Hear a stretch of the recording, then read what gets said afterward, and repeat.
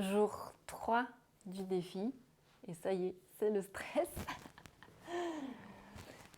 C'est le stress pour le sujet en fait. J'ai plein d'idées et j'arrive pas à me poser pour construire un plan, pour te dire quelque chose d'un peu structuré. En tout cas, aujourd'hui, j'ai envie de te parler de ce que la spiritualité m'a apporté dans ma vie. J'ai envie de partager ça avec toi et j'espère que tu comprendras pourquoi je suis aujourd'hui dans ce domaine de la spiritualité.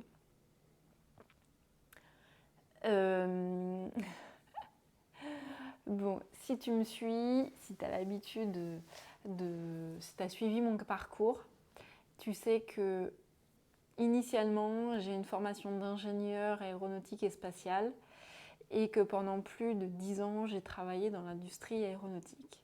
Donc absolument pas dans tout ce qui est spiritualité, absolument pas dans tout ce qui est de l'ordre de l'invisible, mais plutôt de l'ordre du tangible. Alors, je raconterai peut-être dans une autre vidéo comment tout ça s'est fait, mais t'imagines bien qu'à un moment donné, ça a été un peu difficile pour moi de passer de ma vie d'avant à ma vie de maintenant, mais que ça a été possible, que ça s'est construit, que je l'ai fait au fur et à mesure, que j'ai fait des sorties de zone de confort énormes, que je continue à en faire d'ailleurs. Parce que ça ne s'arrête pas, parce que c'est difficile d'évoluer sans sortir de sa zone de confort et que s'il y a bien une chose que j'ai compris, c'est que je me suis incarnée pour une bonne raison et cette raison c'est pour faire évoluer mon âme. Et moi je crois en la réincarnation. J'ai d'ailleurs accès aux vies antérieures, ce qui m'aide aussi à comprendre mon histoire. Je peux accéder aux vies antérieures de mes clients lors des accompagnements, si on a un besoin, si c'est utile pour débloquer le point où les personnes en sont. Si c'est une information utile, ça vient. Du coup, je disais que je crois en la réincarnation. Et il y a des personnes qui se disent de toute façon, je vais revenir. Donc, à quoi bon faire le travail maintenant si dans tous les cas, je reviens? Ma manière de voir les choses, c'est plutôt de dire je vois à quel point ça peut être difficile d'être incarné sur Terre. Pour avoir fait une expérience de mort imminente, donc je vous reparlerai peut-être dans une autre vidéo, je peux vous dire que je sais à quel point c'est plus difficile d'être incarné que d'être désincarné. Je me dis, si je suis là, franchement, j'ai envie de faire le travail. J'ai envie de faire le travail parce que si je dois revenir, j'ose même pas imaginer en fait. J'ose même pas imaginer. Je me dis, mais si là j'ai pas fait le travail, que je reviens pour faire le travail, mais ce sera encore pire. Donc si je peux servir mon âme dès maintenant dans cette vie, eh ben j'y vais. Et je peux vous dire que c'est une forte motivation. Et une fois que j'ai compris ça, ça m'a donné l'élan pour beaucoup de choses. Ça m'a donné l'élan pour beaucoup de choses. Beaucoup de choses, qu'est-ce qu'il y a derrière beaucoup de choses? C'est pour avancer, pour affronter les difficultés, pour oser parler devant une caméra alors que c'était juste impossible pour moi d'aligner 3 mots il y a encore pas si longtemps que ça. Que par exemple j'ai été la fille qui, quand j'étais petite, je rougissais dès qu'on m'adressait la parole. C'était inconcevable pour moi, impossible pour moi de lever le doigt en classe alors que j'avais la réponse. Voilà, j'étais vraiment très réservée et, et la parole, c'était vraiment compliqué pour moi. Donc vous imaginez bien qu'il y a dû y avoir un gros travail pour arriver à faire des vidéos comme ça aujourd'hui. Donc pour en revenir à l'incarnation, je pense que l'incarnation, effectivement, c'est quelque chose qu'on doit s'efforcer de mener au mieux qu'on peut. Pour moi, on s'incarne pour aller vers notre âme. Notre âme décide que nous nous incarnons et à la fois, on décide, nous, en s'incarnant, d'aller vers notre âme, de répondre aux besoins de notre âme. Alors vous allez me dire, c'est déjà compliqué de répondre à moi, à mes propres besoins en tant qu'humain. Alors mon âme que je ne connais pas, comment je fais pour répondre à ses besoins? C'est là où toute la complexité et la simplicité de la spiritualité arrive. C'est qu'en fait, on a tout sur nos chemins. On a tout devant nous, on a tout en nous. Et il faut aller le chercher. Non, ce n'est pas simple. C'est pas simple du tout, mais une des portes d'accès, c'est notre cœur. Si on arrive à se connecter à son cœur, si on arrive à écouter son cœur, à faire confiance aux informations de son cœur, alors je peux vous dire que là, il y a déjà une grosse partie de faite. Il y a une grosse partie de faite parce que je vous l'expliquerai en détail certainement dans une autre vidéo. Parce qu'en fait, on est dirigé, pour faire simple, principalement par deux éléments, notre ego ou notre cœur. Si on n'est pas à l'écoute de notre cœur, on a une sécurité interne qui est notre ego. Et en fait, notre ego, il prend les commandes si le cœur n'a pas les commandes. Donc, longtemps j'ai cru que l'ego était un ennemi à combattre. J'ai appris récemment que finalement l'ego n'est pas un ennemi à combattre, c'est un indicateur. Ça m'indique que je ne suis pas dans mon cœur. Quand mon ego est là, quand mon ego prend les commandes de ma vie, quand mon ego dirige ma vie, quand je prends mes décisions avec mon ego, c'est que je ne suis pas dans mon cœur. Faites le test. Vous ferez le test chez vous, dans votre vie quotidienne, et vous me direz ce que vous en pensez. Mais moi, ce que j'ai constaté, c'est que quand je suis dans mon cœur, l'ego, il n'est pas présent. Le mental intervient parce qu'il a peur, il ne sait pas ce qui va lui arriver, parce qu'il est plus aux commandes alors que jusqu'à présent on lui avait laissé les commandes. Mais si on lui dit « fais-moi confiance, je suis avec mon cœur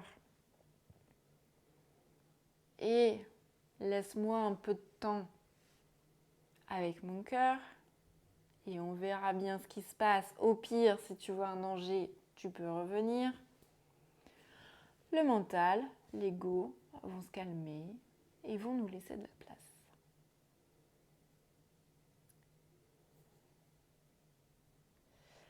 Et là, quand on va dans notre cœur,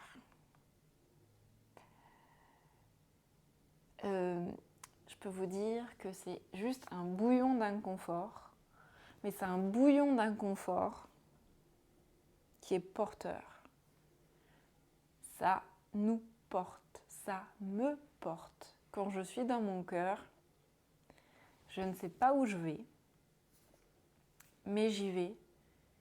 Et j'ai un enthousiasme, une énergie que je n'ai pas si je ne suis pas dans mon cœur. Ça demande d'avoir de la confiance en soi. Alors vous allez me dire, mais comment je fais si je n'ai pas confiance en moi? En fait, ce n'est pas une confiance en soi. C'est pas une confiance en soi qui est palpable, j'ai envie de dire. C'est croire en sa flamme intérieure, croire en son... C'est croire en quelque chose de plus grand, en fait. De croire en quelque chose de plus grand. Croire qu'on est guidé, c'est croire aussi en la présence de ses guides, ou c'est croire en l'univers ou en la source. C'est vraiment avoir cette... je dissocie les deux notions parce que je sais ce que c'est de ne pas avoir confiance en soi et je sais ce que c'est que, et en même temps, ne pas avoir confiance en soi et en même temps avoir une profonde confiance en son cœur, en ce qu'on fait, en l'univers. Et cette profonde confiance, ça peut s'appeler la foi. Avoir foi en soi, avoir foi en l'univers. Mais en fait, quand on a foi en l'univers, c'est qu'on a foi en soi. C'est juste qu'on déporte notre point d'attention pour attribuer cette confiance. Mais en soi, c'est d'avoir confiance en soi. Ouais, il y a 2 fois soi dans ma phrase. Bon, tant pis, c'est pas grave.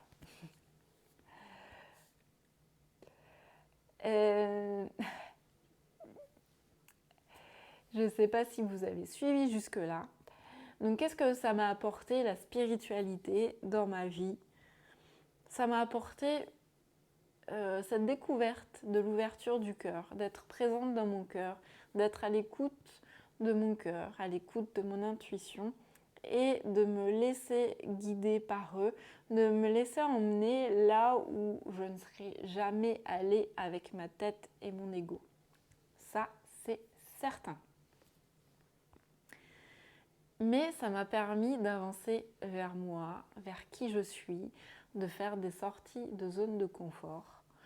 Parce que l'ego, il met en alerte, mais le cœur, il veut juste qu'on soit bien en fait. Je vous dis, le cœur, c'est la porte de l'âme. L'âme, elle sait ce dont elle a besoin pour évoluer. Donc si on ouvre la porte de notre cœur à l'âme, qu'on arrive à recevoir les informations de manière inconsciente évidemment, et qu'on répond à ces informations, on accède à quelque chose qui est différent. La vie devient pas plus simple, mais elle devient plus fluide. Il y a des nouvelles opportunités qui se créent. Il y a des nouvelles ressources qui apparaissent, des ressources internes, des ressources externes. La spiritualité, c'est pour certains un chemin d'égarement. Pour moi, je dirais d'égarement ou d'évasion. Pour moi, je dirais que c'est un chemin qui me permet d'aller vraiment à la rencontre de moi-même. C'est un chemin qui me permet d'aller dans ce que j'appelle ma nature profonde. Et si j'atteins ma nature profonde, ça me permet d'être moi en toutes circonstances. Ça me permet d'être moi là face à la caméra, dans une certaine énergie. Ça me permet d'être moi avec mes clients. Lorsque je vous accompagne individuellement, c'est pour aller toucher ça là. Qu'est-ce qu'il y a à l'intérieur de vous? Ça qui est intéressant à aller chercher. quand je vous accompagne en groupe, c'est ça aussi. C'est qu'est-ce qu'il y a en vous. Tout mon travail, en fait, s'organise autour de ça, de cette quête de réponse à l'intérieur de vous. Parce que vous savez que dans le cadre de mon travail, je fais aussi des guidances spirituelles, puisque j'ai accès aux informations, j'ai ces capacités-là. Et j'ai beaucoup de gratitude envers l'univers pour ça. Mais il y a un truc qui me manque en fait, c'est que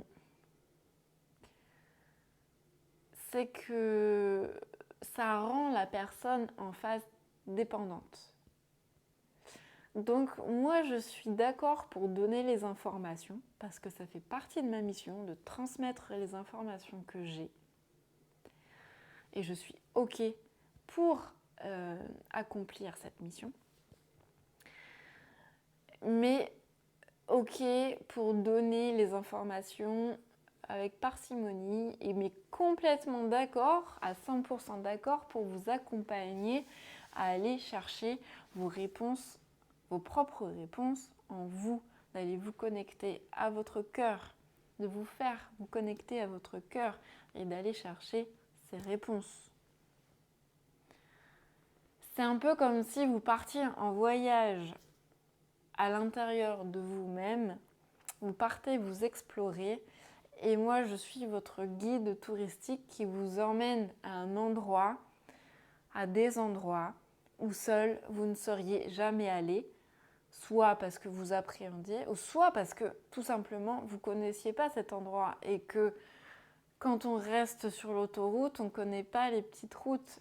Et quand on ne connaît pas un endroit, on ne connaît pas les adresses, les bonnes adresses, les petits endroits un peu cachés, dérobés, que seuls les locaux peuvent connaître. Donc voilà, mon travail c'est un peu à l'image de ce guide touristique, de vous accompagner. Le voyage, il n'est pas à l'extérieur, le voyage il est à l'intérieur de vous. Et croyez-moi, il y a énormément de recoins à explorer. D'abord, le travail se fait sur quelque chose qui est là, qui se présente à vous. Rassurez-vous, en fait, on va toujours vous montrer votre âme, vos guides, tout ce monde désincarné va vous montrer là où vous devez aller, mais tout en respectant là où vous êtes prêt à aller. C'est-à-dire, c'est comme quand on avance dans un jeu vidéo, il y a des niveaux. Et en fait, on suit les différents niveaux. Et vous n'allez pas sauter de niveau parce que on sait très bien, ils savent très bien que vous ne serez pas prêt et que vous allez vous casser la pipe. Et ce n'est pas du tout le but. Le but, c'est aussi de prendre confiance en soi. C'est pas en ayant confiance en soi qu'on agit, c'est en agissant qu'on prend confiance en soi. C'est en faisant les choses qu'on s'aperçoit que finalement, elles sont pas si terribles que ça. Et donc, en avançant, on acquiert de nouvelles ressources qui nous permettent de prendre confiance en soi, mais qui nous permettent d'accéder à d'autres niveaux. Et ces autres niveaux, en fait, c'est un pas après l'autre. Et donc, comme je vous disais, on fait les pas qu'on est prêt à faire, on franchit les obstacles qu'on est prêt à surmonter et qui nous permettent d'aller chercher de nouvelles ressources. Il y a des personnes qui ne vont jamais emprunter ce chemin surmonté avec des obstacles, qui ne vont jamais emprunter le chemin parsemé d'obstacles. Parce qu'ils préfèrent le chemin de l'autoroute, parce que pour eux, c'est plus facile ou c'est moins douloureux. Parce qu'ils s'imaginent que le petit chemin parsemé d'obstacles à côté, ça va être juste insurmontable pour eux. Ok, Moi, j'ai choisi, dans la première partie de ma vie, d'emprunter l'autoroute et je me suis rendu compte à un moment que c'était pas cette route-là que j'avais envie d'emprunter. En tout cas, elle ne me correspondait plus. Et du coup, j'ai commencé à bifurquer. Et puis, au début, juste comme ça, par fraction de seconde. J'ai commencé à regarder un peu à côté ce qu'il y avait. Et à la fois, ça m'a effrayée et à la fois, ça m'a attirée. Et puis, j'ai commencé à emprunter la route secondaire un peu plus longtemps. Puis, j'ai découvert qu'il y avait des jolis paysages, que oui, bon, bah, ça mettait un peu de temps, mais qu'en même temps, je me retrouvais dedans. Ça me correspondait plus. Ça correspondait plus à ma nature. Ça correspondait plus à la personne que j'avais envie d'être. Ça correspondait plus à la personne que j'imagine que je suis plutôt qu'à celle que j'étais. Et du coup, petit à petit, je me suis dit, continuons à emprunter ces chemins de traverse, cette route secondaire, même tertiaire, et même faire des pauses. Bah oui, je peux même faire des pauses. Si j'en ai envie, je peux même m'arrêter. Si là, je vois pas la solution aujourd'hui, bah, je m'arrête et puis je regarderai avec un œil reposé demain. Ça, c'est possible aussi. Et vous dites, mais où est-ce qu'elle m'emmène là? Et en fait, j'ai découvert qu'il y avait une autre manière de fonctionner. J'ai découvert que oui, il y a l'ego et qu'il y a le cœur. Et que s'il y a l'un, c'est difficile qu'il y ait l'autre. En même temps, ça n'empêche pas qu'il y a des conversations sérieuses entre les deux. Le cœur ou la raison, lequel l'emporte, ça amène à des conversations vraiment prises de tête, profondes. Et ça emmène sur des réflexions, je vous l'accorde, vraiment compliquées parfois, complexes. Mais si on se dit, et si j'ai écouté mon cœur pour une fois, eh bien, on découvre des choses intéressantes. On découvre que l'ego, il est bien gentil, mais c'est bien aussi quand il se calme. On découvre que le cœur, il est important, on le sait, mais que se donner de l'amour à soi-même, c'est très complexe et en même temps, c'est primordial. J'ai découvert que j'avais peur de me laisser guider par mon cœur, mais que j'apprenais tellement plus vite sur moi, sur la vie, que j'avançais tellement plus vite sur mon chemin d'évolution, sur ma compréhension de la vie, que finalement, j'y ai pris goût. J'y ai pris goût parce que c'est comme si je vivais avec une dose d'adrénaline en permanence. Même là, en ce moment, j'ai cette dose d'adrénaline qui me porte, qui me permet de faire ce que je suis en train de faire. Et en fait, tout ça, toutes ces raisons, c'est ça qui me pousse à avoir envie d'accompagner les gens qui ont envie de vivre ça, qui ont envie de vivre une vie pétillante et qui leur correspond. J'ai envie de vous accompagner à ça. Moi, je trouve que ma vie a tellement changé, que ma vie est tellement formidable maintenant. Bon, évidemment, j'ai des soucis comme tout le monde, j'ai des difficultés comme tout le monde, mais c'est pour moi une difficulté est devenue un exercice. C'est un exercice d'entraînement. C'est un exercice d'entraînement pour aller à l'étape supérieure, pour aller au niveau d'après. Donc j'accueille l'exercice, j'accueille la difficulté. Ça me prend plus ou moins de temps en fonction de ce que j'ai à travailler, en fonction de ce que j'ai déjà travaillé et en fonction aussi de ce que ça active comme blessure chez moi. Mais je sais que c'est un cadeau, il y a un cadeau derrière. Et moi, j'ai envie de vous accompagner à aller chercher vos cadeaux.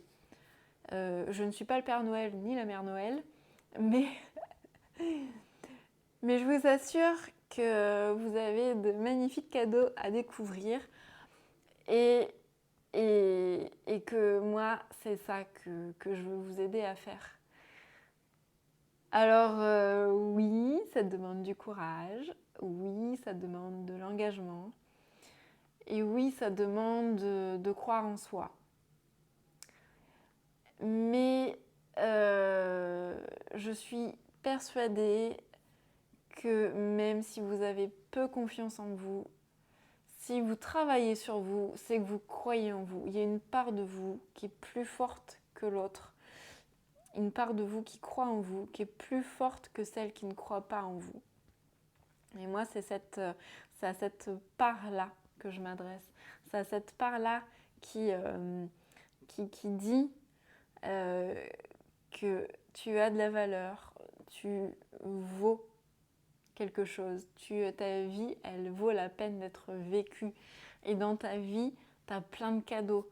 Et oui, en déballant tous ces cadeaux, en fait, bah, c'est aussi comme ça qu'on évolue vers notre âme. Et c'est aussi comme ça qu'on prend de la confiance en soi. Donc on arrive à vibrer plus. Donc on élève nos vibrations. Et qu'on devient